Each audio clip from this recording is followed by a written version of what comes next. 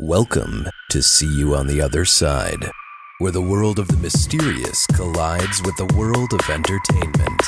A discussion of art, music, movies, spirituality, the weird, and self-discovery. And now, your hosts, musicians and entertainers who have their own weakness for the weird, Mike and Wendy from the band Sunspot. I love September, I'll be honest. Oh my gosh, it has been magnificent. Yeah, May and September are pretty much the best months to be here. Yep. It's not sweltering, it's not anything, it's absolutely beautiful. So It's heaven in Wisconsin. Yeah, I'm appreciating the fall. I mean, it's hard. I know sometimes people are like, summer, I love summer. And I understand summer's great, but it's just nice to be outside. Oh, it is. You know, last weekend, actually Saturday, was the perfect day for enjoying outdoor weather. And I went to one of the local county parks to do a little hiking. Mm-hmm. Oh, that's nice. And yeah, it was gorgeous Wisconsin scenery. And but I ended up getting lost in the woods, so I was wandering around for like way longer than intended. But it was all right. I didn't mind on a day like that. You know, it's like I can think of worse things. Absolutely. No, I agree with that. And the other thing that's great about it is it's the beginning of the Halloween season. Yes. And I'm excited about the beginning of Halloween season because now we run the Madison Ghost Walks, MadisonGhostWalk.com, the Haunted History Tour of the Capitol Square every Friday and Saturday all the way to Halloween. It's prime time for that because people start getting way more interested in the haunting things. Yes. This time of year. Right. You know, and something that I've been having trouble, we talked about this before, but I've been trying to launch a Minnesota tour. I mean, Minneapolis, downtown Minneapolis.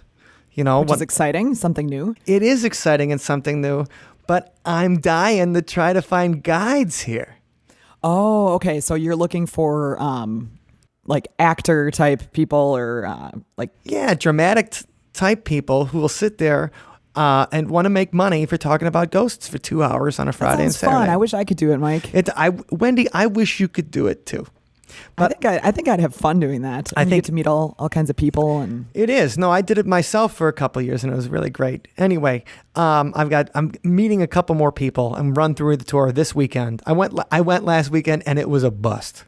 I'm sorry, that's terrible. It's okay. I mean, I made a bus trip up to the Twin Cities and everything to go, and like, ouch, that's a long bus ride too. Oh man, 5 hours, and then I get there, and you know, I start talking and I realize, number one, not theatrical. Number two, too weird. Like one of the guys like, you know, there's a hidden city under the real city. And what if he's right? That'd be cool. Okay, that would be cool. Except he's like, I have to sleep there sometimes. Oh, I thought you were going to say he was like, I have the key. No, it was like, okay, well then I guess you need this job. But I mean, he was a little crazy and a jerk. Like I wouldn't want people to pay and talk to a guy that was a total jerk. Like I don't know if you can't be really a jerk to the people on the tour.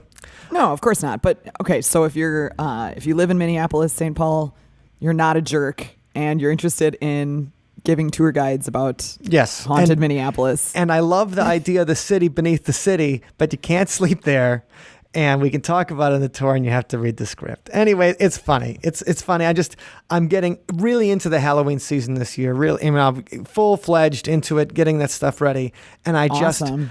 You know, when everybody's talking about, you know, people don't have jobs and things like that, like I have a job for people and I can't find it. So I'm still looking, and I'll keep everybody updated when it launches. And that is a pretty specialized kind of, job. Right.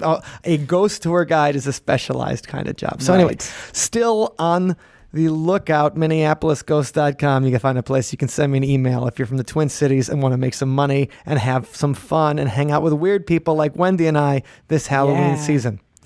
Anyway, so just wanted to get you guys updated on that and everything else going on. It's been an awesome start to the fall, and it makes me really sad about what's going to happen next week. What? Wait. What's going to happen next week, Mike? Oh, you didn't hear about the end of the world? What? I thought that was supposed to happen in 2012. Well, I thought it was supposed to happen in 2012 too, and I thought it was supposed to happen in 2011. And now I got to worry about it again? Yeah, no, the end times are here, which sucks because I was like, yeah. Well, good thing I'm leaving for vacation tomorrow. Good. And get one last vacation. Have one last vacation. I mean, I thought you would have got the invite on Facebook for the end of the world. Dang it all. I always get left out of these things. Yeah. But no, check this out. It's called the Blood Moon Prophecy. Okay. And this, yeah, and this has been going around. I mean, for this summer.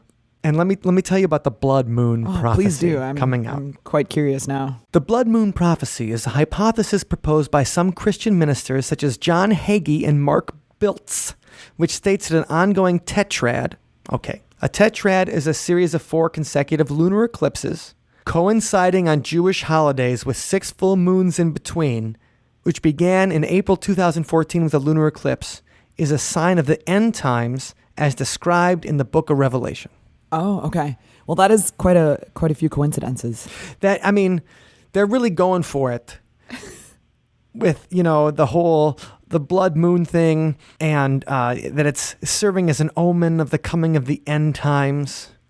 And it's written in the book of Joel, the sun will turn into darkness and the moon into blood before the great and terrible day of the Lord comes. Okay, but lunar eclipse, the sun will turn into darkness, blood moon, and here's the great and terrible day of the Lord coming next week. All right. We've seen the blood moon before, though, haven't we? Yes, it just hasn't been that many. Okay, gotcha. So close to each other. And timed together that way. Yeah. And so when you talk about the apocalypse and you're talking about the book of Revelation, verse 12 of the book of Revelation says, "And I beheld when he had opened the 6th seal, and lo, there was a great earthquake, and the sun became as black as sackcloth of hair, and the moon became as blood." So there's the book of Revelation, and there we're talking about the end of the world and the second coming of JC. All right. So, okay, real quick, if you're not up on your Christian stuff and the Bible. So the idea is that Jesus came in the year 0. He came the first time. So Jesus came, a long time ago. That's why we have Christmas. And crucified by the Romans. And then he said he was coming back. And when he comes back, he's coming back, he comes back as a lion.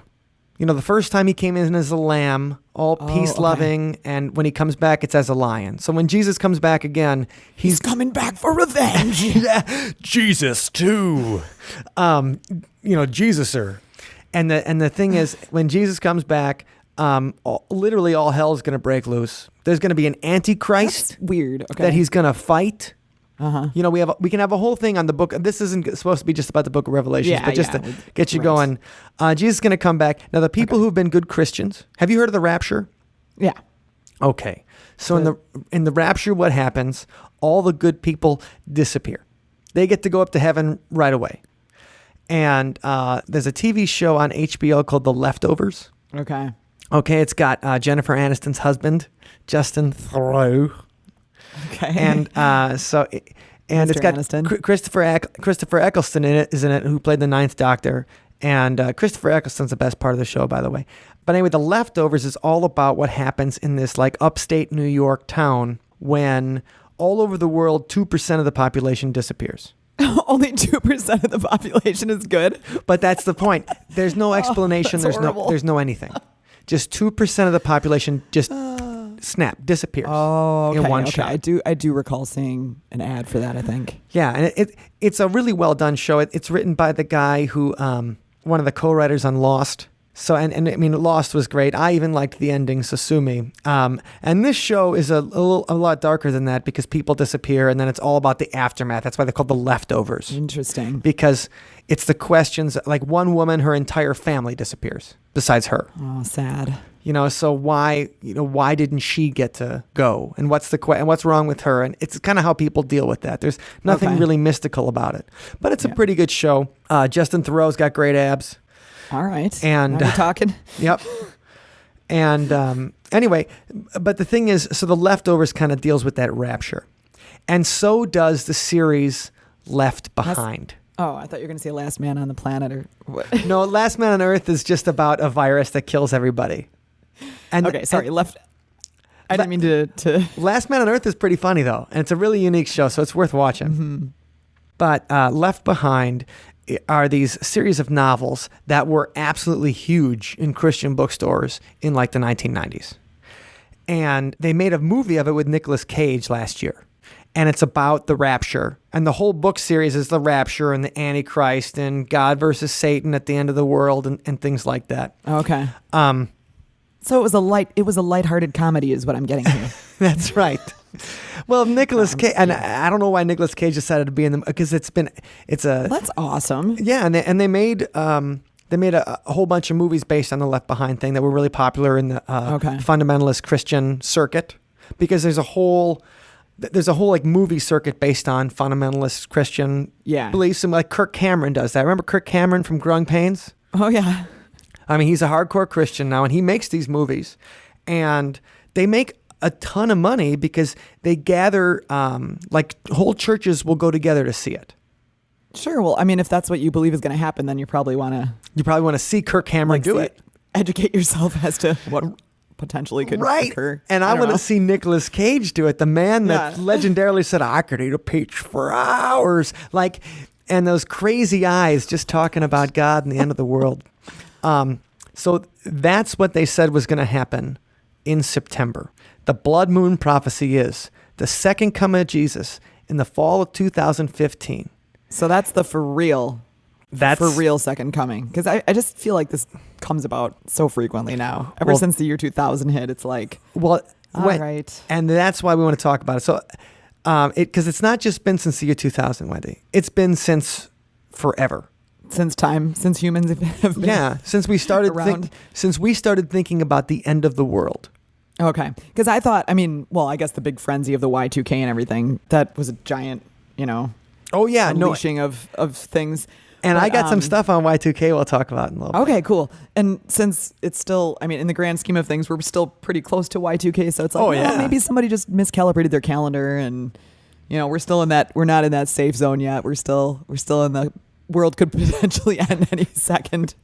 Right. Mode. And it's apocalyptic thinking, and people have been thinking about this way probably ever since we realized that there was going to be an end of the world. Why do you think humans do that? Why is that human nature that way? Is it just because of our mortality, or just the fact that we don't know how we got here? Yeah. I think the basic narrative, the psychology behind it is that because we feel like we want a renewal. You talk about ancient legends and everything. The Vikings have the end of the world built into their mythology. Ragnarok. When Fenris, the great wolf, will come and devour the world, and Ragnarok is the end of the gods, like not just the end of the world, like wow, Odin's going down, end. Thor's going down. Ragnarok is the big battle at the end of the world. Christians have Armageddon, the final battle taking place at the Israeli city of Megiddo. That's you just made a funny face because I tried to pronounce it. I tried to be like Alex Trebek. You know how Alex Trebek is on Jeopardy? Yeah, he's great at pronouncing things. Whenever he pronounces something in French, like he'll just and his face turns into a French man's face. Right. And so since the beginning of time, we've had these stories about the end of the world and this idea of renewal. Also in the Bible, there's the story of the flood. The flood kills everybody on the planet except for Noah and his wife and their kids, I think. And they made that movie, Noah, Russell Crowe, last year. Oh, yeah. I still didn't see it. I haven't seen it either. Yeah. I was like, I don't know.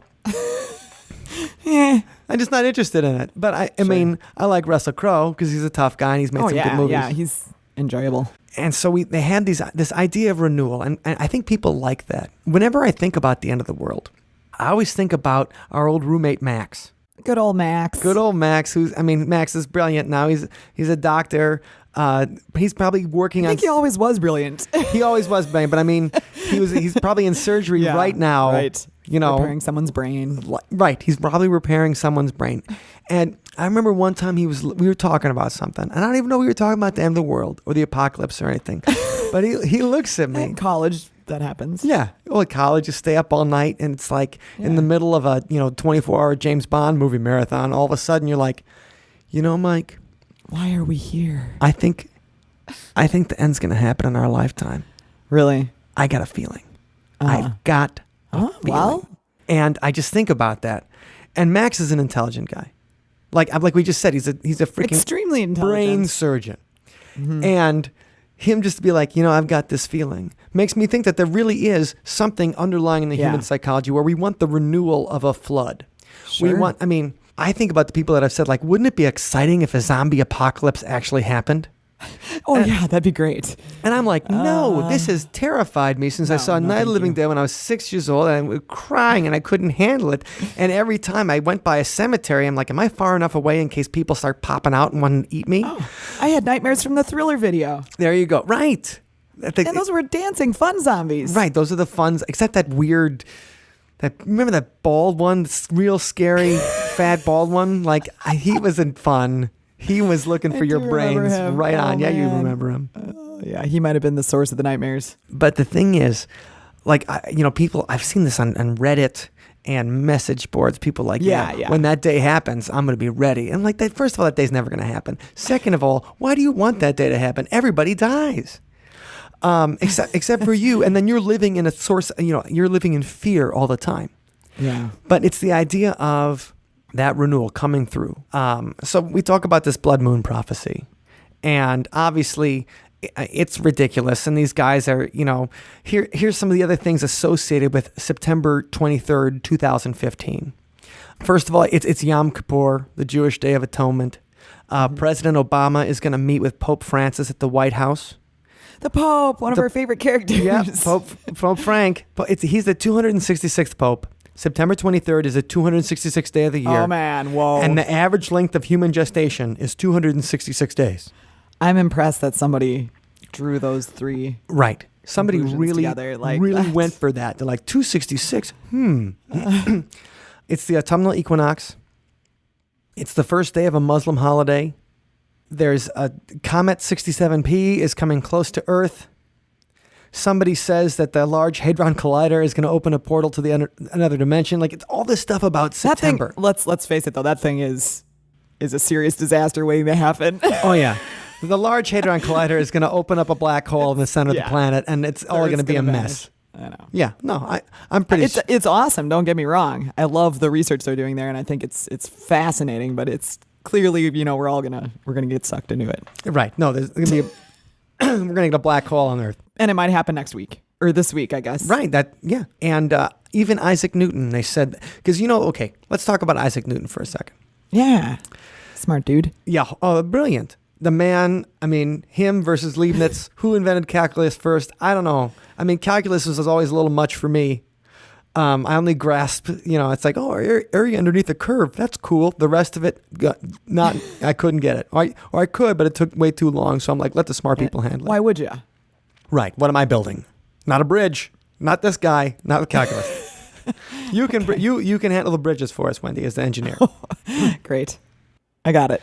But so Isaac Newton, brilliant guy. Now, half of his life, obviously the apple falls on his head, gravity, calculus. Wow, what a genius. He also thought that he could bring that genius to alchemy. Right. We could talk about, so Isaac Newton wrote just as much about alchemy and turning lead into gold and magic and spiritualism as he did about calculus. Well, a guy like that with, an open mind, you have to have an open mind to create the things that led to those discoveries and to those theories and that. So, I guess it doesn't surprise me that much. Oh, that was a very elegant way to put it, Wendy. But you know what I mean? To come up with a theory that is as outside of what humanity is used to. Right. As that, changing things so much. Yeah, you definitely would have to have a mind that's just very open to the unusual. Right. You figured out gravity. You might think that you figured out the most powerful force in the universe, and you gave it a name. Yeah. You might think you could figure out the end of the world. You might think so, yeah. So sure, why not? People say that they interpret, this month as one of the dates that Isaac Newton said could be the end of the world, which he did through his biblical research and numerology and studying the numbers and how things got put together. So that's why, is when all over the internet a couple months ago that September was going to be the end of the world. Well, that even compelled NASA to put out a statement about it. I love it when they do that. Right, that when NASA comes in, it's like people so reassuring. People say crazy things, and then NASA comes in and is like, no, there's going to be no need to panic. No asteroid strike expected between the 15th and 28th September. that 2-week period in question will be entirely free of Earth-destroying space attacks. But let's be honest, though, if there was one, if the big one was coming for us, I mean, we wouldn't see it. well, I mean, what I'm saying is, and if NASA saw it, you think maybe they might do that just to prevent people from Freaking going out? berserker? Well, there's a good movie, Steve Carell, called Looking for Someone at the End of the World. I think Okay. I don't know if we've mentioned this movie before. Anyway, it's sad, Probably. but it's nice. And Steve Carell does it's a great performance. It's just a friendship he strikes up, a relationship he strikes up when everyone knows the world is going to end in 2 weeks. Oh, okay. Interesting. So, I'll add that to the list. so you talk about how you think people would act if they knew the end was coming. Looking for a friend at the end of the world is Okay. a movie. All to right. do that. That's good. And you said it's nice, so It is nice. I like mean, nice movies. yeah, and it's got a good message, and I think the performances are good. And so, I don't know. It kind of speaks to some human themes that I enjoy. You know what movie about the end times that I did not enjoy, that I thought I was going to love? Which one? This Is the End. Oh, I have not seen that yet. Okay. It's like a half an hour sketch stretched out to 2 hours. Oh, really? Okay. And I thought it sucked. I like Seth Rogen. I usually think Yeah. he's pretty funny. It's a comedy? Yes. It's Okay. it's Seth Rogen, James Franco, Craig Robinson, the guy from Eastbound and Down. Oh, I can't think of him. Anyway, the guy from Eastbound. Anyway, it's like those actors that are all bros. You know, like those dudes. Yeah. You always see them together, like in Your Highness or Yeah. Pineapple Express. Like those guys, they made a movie together about the rapture, and so they play themselves in Hollywood. The good people get taken to heaven, and then Satan comes, and the earth is, getting destroyed. And it's about how it's funny because it makes fun of their egos. Jonah Hill does a really good job, but it just doesn't hold together. Anyway, This Is the End. Disappointed. You might have to be way drunker than I was to appreciate that okay. film. So I just, Yeah. but that's as far as a recent, like, kind of funny movie about the rapture, there's one for you. Okay. All right. But so NASA coming in to say, if there was any object large enough to do that type of destruction in September, we would have seen it by now. So they're saying, And that seems logical to me. I actually believe that. yeah, It would have to be a certain minimum size if it's going to be a catastrophic. it would have to be a global killer. Right, exactly. Yes. It's like episode 15. If the listeners want to go back and listen to a full episode about that. Yeah, we have a whole We episode talked on about global killers and the asteroids that could destroy the planet. Yep. And I think we talked about Asteroid Day, which is another one of our favorite events. Oh, So- man, Asteroid Day is the best. The best. And Brian May's luscious silver hair. Okay, when you're thinking about a guy, when I think of Isaac Newton, Here we go again. I think of Brian May. That's all I'm saying. Well, I have the show notes up here, and it even says right in the show notes, there's plenty of discussion about Queen guitarist Brian May's Isaac Newton-esque gray locks. Really, I've said that before. Oh, So man. we always come back around to those topics that we so adore. It's easy to love Brian May. Mays do. It's easy to love Brian May. Okay. Right. Well, I mean, Agreed. everybody talked about the Mayan calendar ending in 2012 and the end of the world happening. And obviously that didn't happen. Phew.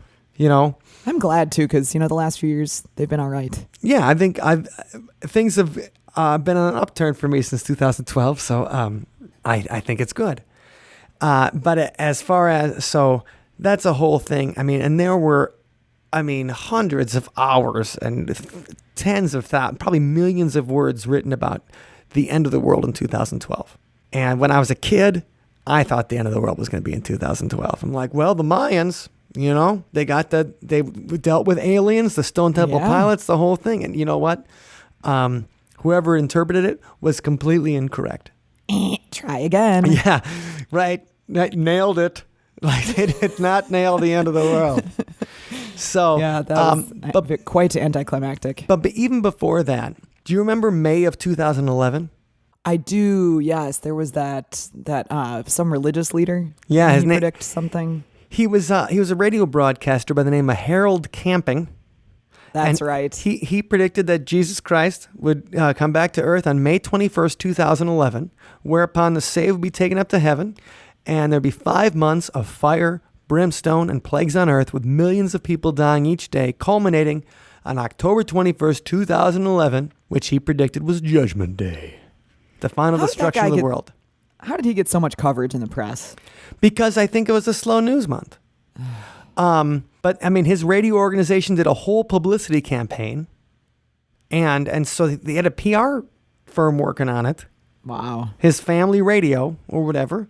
Yeah. And also, it's the rise of social media, so everybody had something to say about it. And Timing. you know, on our Facebook, half the people are atheists, so they're always chiming in with something Yeah. like, "Listen to what this crazy Christian had to say," Sure, and then so it just got spread out. I was in the Wisconsin Dells that day, looking around, hoping that it wouldn't be an Watching the asteroid or sky. something. Yeah, making sure it's like, oh, I hope I don't, like die at Noah's Ark or something like that. Like I'm at a water park, I'm going down the slide, and the asteroid hits, and it's like I'm already scared. You're just doubling down. But at least you'd be in the water, so it wouldn't be as hot.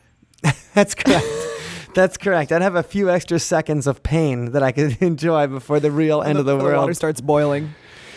So, the blood moon prophecy this week, NASA says it's really not going to happen. But we just talked about Harold Camping. We talked about 2012.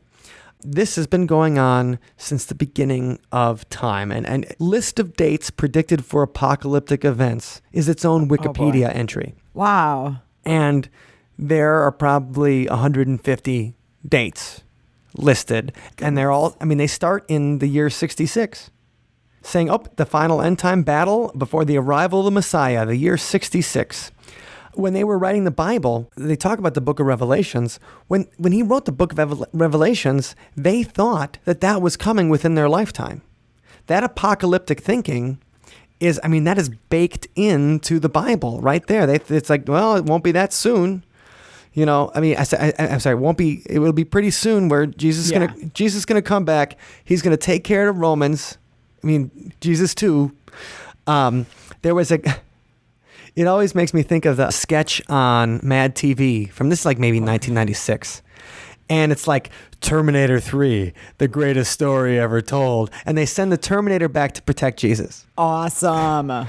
So That's great. I think I'll look for that on YouTube and see if we can post it in the show notes, because it's a pretty funny Mad TV sketch about an Arnold Schwarzenegger impersonator going back in time to save, and Jesus keeps on saying like the Terminator like kills Judas, and she's like, no, he's supposed to betray, but he will betray you, and it's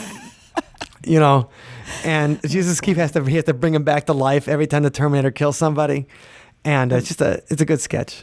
And once again, Mike, we get to hear your awesome Arnold Schwarzenegger. You get to hear my Arnold Schwarzenegger impersonation.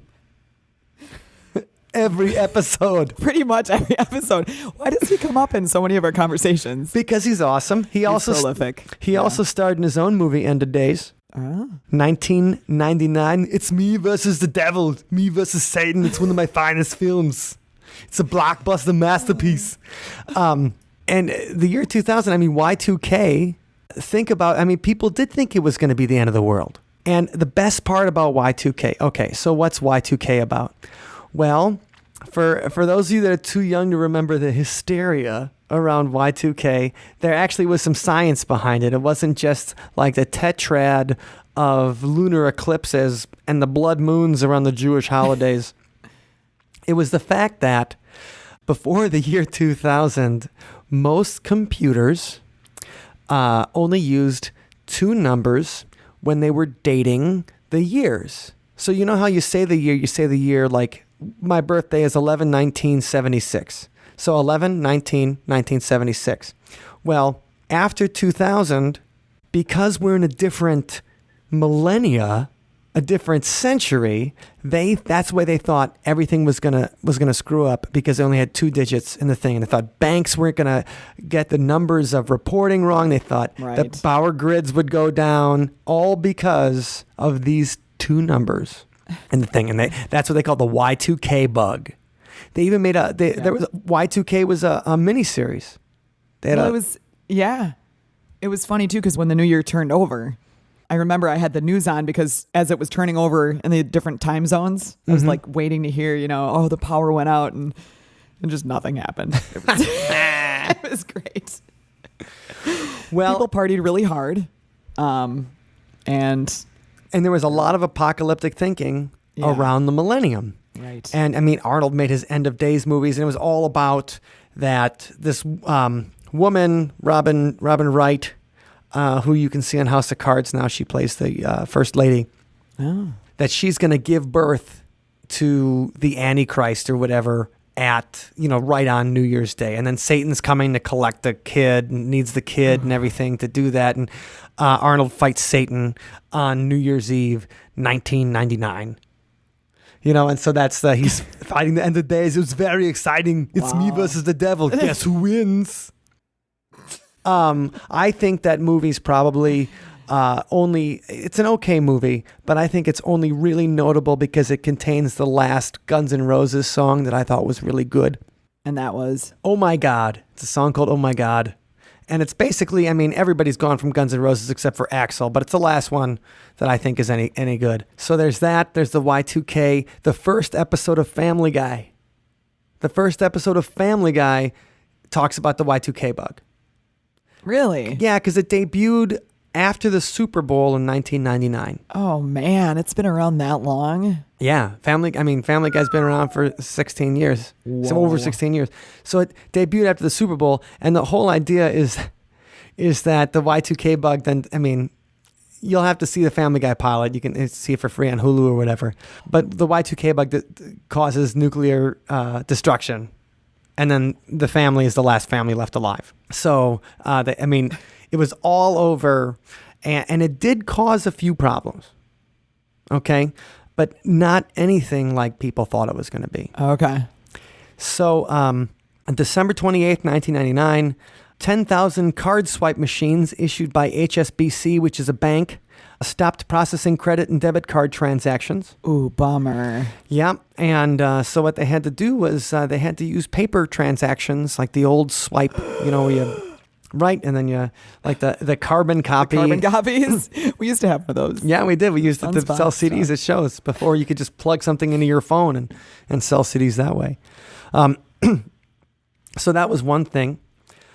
There was a radiation monitoring equipment failure in Japan, but it wasn't around anything too scary. But in Japan, there also was another alarm sounded at a nuclear power plant at 2 minutes after midnight. So Japan had like 2 or 3 different Y2K related things with their nuclear power plants. Interesting. So that's terrifying. Absolutely. And Japan also had the worst nuclear tragedy of the past, 5 years. There were some slot machines in Delaware that stopped working at midnight. No. Yep. The horror. Horror. Made some old ladies mad, I bet. Yep. The French National Weather Service webpage showed the weather forecast at 0101 1900. Oh, sacre bleu. Yeah, sacre bleu. The French didn't get it right. Probably the worst thing reported was in Sheffield, UK. Incorrect Down syndrome test results were sent to 154 pregnant women. Oh my gosh. 4 babies with Down syndrome were born to mothers who'd been told they were in a low risk group. Okay. And they weren't. And 2 women had abortions after they found out that their babies had Down syndrome. So it did definitely do something. Yeah, that's major. It was just the dating mistake, and it led to the computer calculating the mother's ages incorrectly when they got to the year 2000, and then they used the math. So then the wrong people got the thing saying their kids were in a Down syndrome high risk group. That's really sad. Yeah, that is super sad. So I didn't know that until I was doing research for this. Yeah, I had never heard that. But so I'm always like, Y2K, what ifs? Yeah, well, so it did impact lives. Yeah, so it scared the crap. Pretty sad.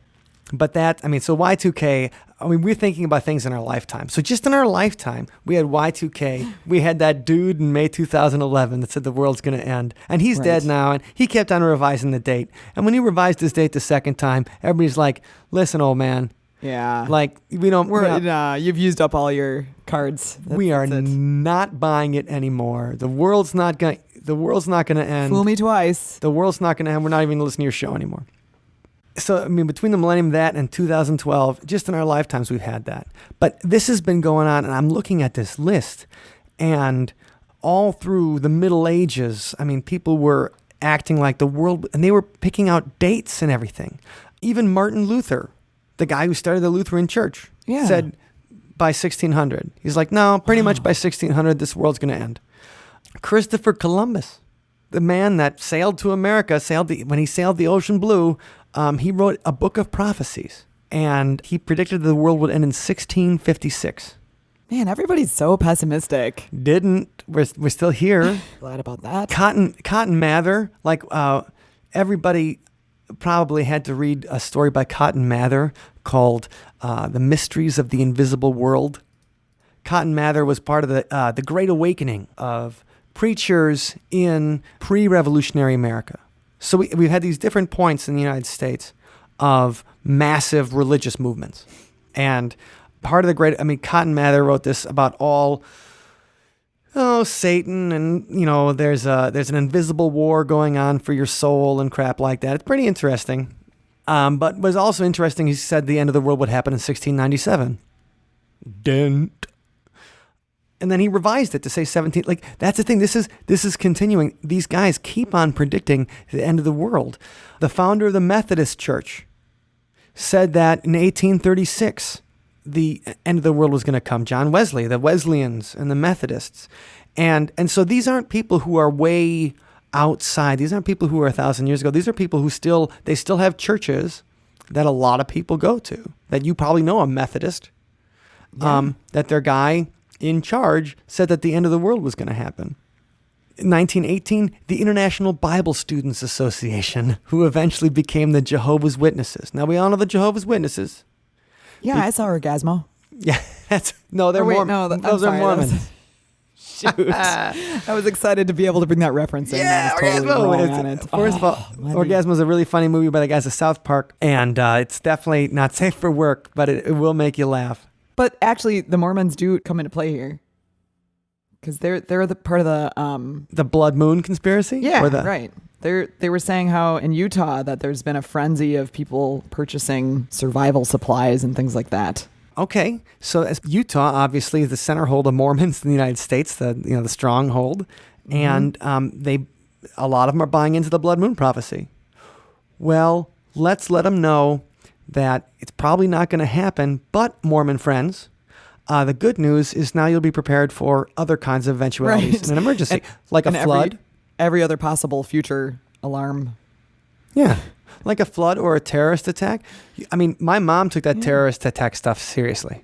Yeah, well, I mean, she's like, well, okay, well, the Department of Homeland Security says we got to have duct tape, and we got to have, and so the whole list of things that they said you have to do in case of a terrorist attack, my mom went out and did that right away. Well, good for her. I mean, when 9/11 happened, it was like, after that, it's like anything could happen. That's true. It's best to be prepared, I suppose. Yeah, and I mean, people already were in apocalyptic thinking mode, and they talk about apocalyptic thinking isn't just have to do with religion. Now obviously we're banging a lot on religion today. I mean, because we got guys like Jim Jones and his People's Temple. Jim Jones is the guy where the term "drinking the Kool-Aid" comes from. Oh, okay. So he brought everybody down to Guyana. And once the forces were coming in for them and stuff like that, he had everybody, hundreds of people commit suicide, and it was horrible. And Jim Jones predicted a nuclear holocaust in 1967. That never happened. Mm-hmm. Charles Manson, the crazy man who had his own family of like religious worshipers before. I mean, he's been in jail for 40 some years now, and now he's just known as a crazy man. Yeah. He predicted an apocalyptic race war in 1969, and that's pleasant. But the thing is, like, all these guys, so going back to the Jehovah's Witnesses, they had several different dates where they said God would destroy other churches in the world wholesale. Church members would perish by the sword of war, revolution, and anarchy. All earthly governments would disappear, and there'd be worldwide anarchy until, God showed up and took care of it. They started that. The first one was 1918, then 1941. Then they predicted it again in 1975. Goodness. And so, and that's the thing. Like the people that bring you Watchtower are really nice. And I had some friends that were Jehovah's Witnesses, and I felt bad they couldn't bring like a birthday treat on their birthday. But yeah. Otherwise they seemed, pretty well adjusted and stuff, Mm-hmm. But if you are out passing out literature for something, you are out, and we always make the joke, the Jehovah's Witnesses are here, everybody turn off the lights and hide. And the people who are into that are really into that. Right, and then if somebody at the top tells them the world's going to end. Yeah. And we're all going to die. That's a lot of stress to take on. That is. And so they think the world's going to end. They're handing you some literature. They want to save your soul. Yeah. I mean, yeah, it's annoying. But on the other hand, at least they're trying. Yeah, I always try to be nice to them because that's what I remind myself. I just say they're actually looking out for all their neighbors, They're like, right. Because they believe that's what's going to happen if you do certain things. And so I just, and they're always very sweet too. So I agree. Even though I agree. even though nobody wants an uninvited visitor at their door. No, but I'll take a copy of Watchtower. I'll take it. There's no reason to be mean about it. And this is just in a 70s. 1982, Pat Robertson predicts the end of the world. Now, Pat Robertson's still alive, still got his 700 club. Who is Pat? I don't know who that is. Oh, Pat Robertson is a televangelist. Oh, okay. So he's got a whole cable channel that his company, the Christian Broadcasting Network, he had a show that used to be on called the 700 Club. I think the 700 Club might still be on.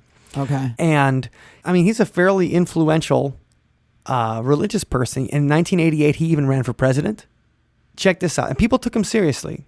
He's running for president. And he said he had a dream that God told him that the Soviets still had missiles in Cuba. And people are saying this running for president. And he's saying things in the modern age, like we're alive, like we're not able to vote yet, but we're alive in this. And there's a guy saying like, God told me there's still missiles in Cuba. He gave me a vision.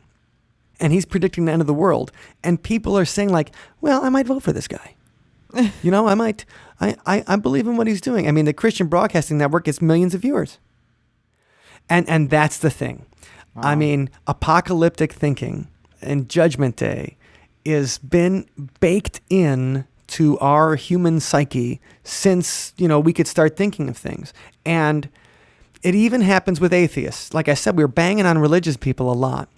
But let's not forget, while global warming is a real thing and the temperature is changing, people have been saying that global warming would lead to like economic meltdown, and it still hasn't yet. But they were like, I remember 25 years ago, like in the late 80s, people were like, by the year 2005, global warming will make it so that crops will no longer grow in the Midwest, in America's breadbasket. And you're like, really? Like, yeah, it's, of course things are going to happen, and people love to feel that, when this comes down, everything's going to change. It's the end. And we've started to maybe be less religious about it as people believe less in religion. But certainly when you're saying like, okay, it's going to be an asteroid, it's going to be global warming. Water world is going to happen for real, or it's going to be an economic crisis, financial meltdown. Listen to Coast anytime. Every few months there's somebody saying, well, you better be prepared for what's coming. Yeah, the alarms are going off. I used to have satellite radio when I used to drive a lot. And sometimes I'd listen to Glenn Beck in the middle of the day. Now, Glenn Beck, popular guy. Andrew WK, who's a musical artist that you and I both really enjoy. I think he's got a show on Glenn Beck's The Blaze radio. Really? Yeah, now. And it's an interesting, thing because Andrew WK is... I'm going to have to check that out. Very different. But he's my friend. My friend Andrew WK. Right. And if you guys haven't listened to Andrew WK, of course, we'll put a link in the show notes because he's the best and he's super fun. We've seen him and met him a bunch of times. We opened for him. Yeah. Yeah, we played with Andrew WK. I forgot about that. But I just wanted to bring up Andrew WK because I still love him. Glenn Beck used to be on every commercial break. It would be for emergency food. Oh, wow. Jeez. Okay. And it would be like, are you prepared? Do you have food insurance? Are you getting, these things are ready to eat. They'll last for several years. Wow. It was all about preparedness, and not just like disaster, like, okay, there's going to be a flood. We need a week of food. It was like, do you have enough food to last for the months, after some kind of apocalypse? And obviously, very popular broadcaster the company selling emergency food made enough money, to advertise on that program. Yeah, really. That's true. Yeah. Oh my goodness. And I think it appeals to a certain kind of mindset, that apocalyptic thing, because also, definitely. Coast to Coast AM, not only do they have guys that all the time they're talking about like the end of the world's coming, you better be ready. The commercials are always like when the power's out. The wave radio or whatever. Yeah, the radio and the flashlights. The C. Crane Company makes a flashlight, right, a wind-up flashlight and wind-up radio that works in the dark, and so you can be prepared when the grid goes down. Well, remember they used to have TV shows about all those people who were building the fancy bunkers underground? Doomsday preppers. Yep. And I just thought, if that giant asteroid's coming, you want to go? I want to just see it coming, just kind of look up at it, give it a nice nod. Hey, it's been a good run. Right. And be like, I'm out of here. I mean, because how fun is it going to be being around after that, after everything goes down? Not very. If anyone's left. I don't think it would be very fun. And that's what you show. I think the idea of shows like The Walking Dead, and there's so many post-apocalyptic shows now. The post-apocalyptic shows are more popular than ever. Yeah. And when you see that, you're like, why do you want to keep on going? Would you want to keep on going? Do you think you can rebuild? Do you think anything's worth happening? Or anything's, worth staying around for? And I think that's a big question. That is a question. So, Wendy, obviously, in the case of an asteroid, then I cannot rely on your emergency food. Well, you're welcome to come over and take whatever's left that you can find here. Thanks. Thanks. Yeah, it's all yours, Mike. Okay, excellent. Well, you drink good coffee, so maybe I'll take some of that. The Doomsday Preppers and everything, it's a fascinating program because, people believe that the end times are coming and the apocalypse is going to happen now. Do you think we're going to make it to episode 59? I believe, next week? You know what? I trust NASA. I believe in the moon landing. I believe we should have gone to Mars way earlier than we have, and I would like to give them most of the money that we're giving to our defense contractors. I'd like to just give to NASA to go to space, but I trust them. They haven't. Right. I don't believe they've lied to us yet, even though I predict we will interview somebody who denies the moon landing one time on this show. Yeah, we should. We should definitely. It'd be interesting. So anyway, there's nothing wrong with being prepared for emergencies. I think that's right. important. Obviously, my mother thinks terrorist emergencies are important. Mm-hmm. And natural disasters. And a flood. If you live in California, how many friends we have live in California? Get ready for that big one. I always thought the big one was going to happen. I remember seeing a thing on the big earthquake that was going to separate California from the mainland. Oh yeah, I remember seeing that too. On Ripley's Believe It or Not when I was little. And they're like, this could happen in our lifetime. They made a mini series of the big one too, and I always figured could. Yeah, oh yeah. And it's overdue. And they built a nuclear reactor on the fault line too. So seems like a pretty good idea. Anyway, enjoy the sunshine now, everybody. Because when you're halfway into the ocean and everything's irradiated. Oh, Mike. Oh, I'm just kidding. They already have to deal with a drought. They have plenty to deal with over there. Sometimes I get bitter in wintertime. I know, I do too. So either way, apocalypse, you should be ready for, natural disasters. Do I think you should be ready for the apocalypse? That's up to you. I'm going to choose not to be. All right. Well, before that all happens, I recommend everybody check out othersidepodcast.com/58 for today's show notes on the episode. Yes, definitely. And also, at the time this is published, which will be Monday the 21st, I will be in Barcelona, Spain. So if you know of any cool things to visit there, send me a tweet. At Sunspot Wendy and let her know the fun things to do in Barcelona. That's right. And, the whole idea is that the Castilian Spanish has the C with a TH, right? Right. It's the Barcelona. Mm-hmm. All right, working on it. Anyway, 2012 has always been, in my mind, very symbolic as the end of the world and something that people were always putting into our heads as kids. And we see they're still doing it even today. And so we have our own song about apocalyptic thinking called 2012.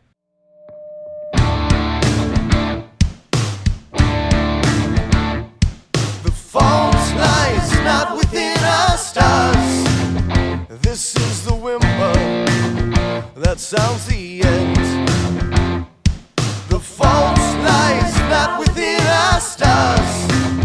This is the death rattle of the condemned.